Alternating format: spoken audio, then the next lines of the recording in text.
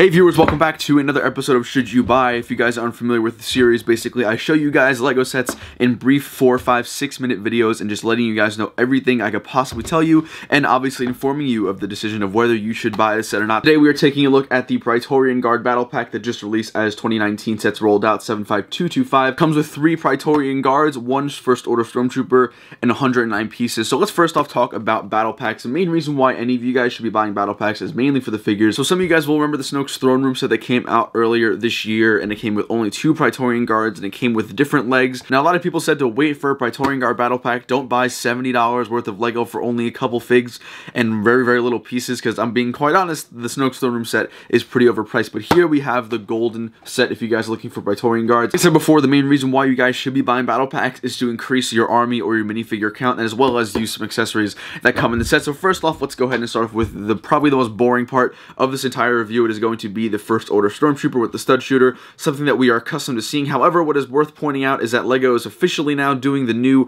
helmet detail for the mouthpiece. If you guys remember, the older First Order Troopers had a little bit of a thicker and non-narrow lip piece where their mouth would be, but now they are converting to the thinner one. That's obviously because it is more movie accurate, which is cool to see. I always appreciate LEGO doing stuff like that. But let's go ahead and dive on into the 2 different minifigures that we have here. The one on my right, your left, is going to be variant 1. The one on my left or your right is going to be variant 2. Now you guys can see the only noticeable difference between these 2 figures is going to be the helmet itself. You guys can see the guy in my left or your right does not have the visor like the guy on my right or your left does, and that is perhaps the only major difference between the 2 figures themselves. I do have to say I am a huge fan of the new Praetorian Guard. I like the fact that it comes with posable legs and not just the dress piece that we are accustomed to seeing, especially with female minifigures. Now you can actually move the figure and pose it as you want. One of my favorite things about the minifigures besides the helmet is definitely got to be the red lapels or the shoulder guards that come with these guys. I believe that's the first of its kind, or at least it's the first time that I'm seeing it. Like I said before, the torso for this guy and this guy are going to be exactly the same, so for that reason I'm only going to be reviewing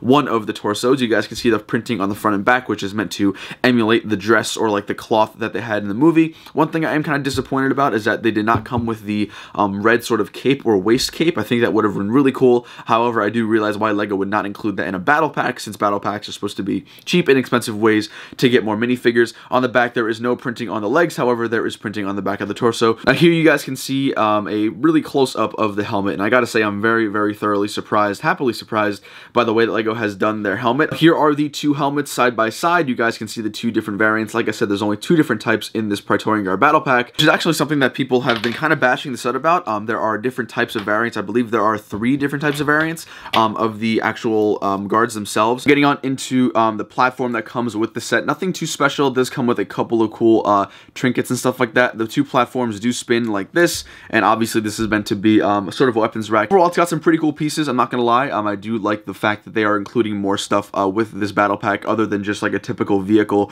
or something like that. On the left here, we do have what looks to be like a rack, a gun rack, or maybe even perhaps a droid with a red lightsaber and then another weapon. And then to the right here or to your left, we do have another rack right here for another weapon. So honestly, it's cool to see LEGO doing this where they include more accessories centered around the minifigures other than just ships or flying vehicles. So all in all, guys, this battle pack is awesome. If you guys are looking for ways to get more Praetorian Guards without shelling out $70 for the Snoke's Throne Room set, I'm definitely gonna have to recommend you guys go ahead and get it. In the end, is the Praetorian Guard battle pack worth it? 100% yes, guys. I know for me as a personal collector, I love building armies of figures. Even if we don't necessarily see an army of a specific figure, I'm definitely gonna be getting a lot of these guys right here. I think they're very, very worth it, especially building an awesome, massive group of Praetorian Guards. It's gonna be super, super awesome. So guys, that is gonna wrap up the Should You Buy for the Elite Praetorian Guard Battle Pack. Thank you all so much for watching. Make sure you go ahead and smash the like button down below before we go ahead and head on out. And if you guys are brand new to the channel, make sure you go ahead and subscribe and click that bell icon. That way you guys know as soon as I post more videos about Should You Buy or my new Matt's Mind series or for new mock segments. Guys, I hope you all enjoy it, and I'll see you later.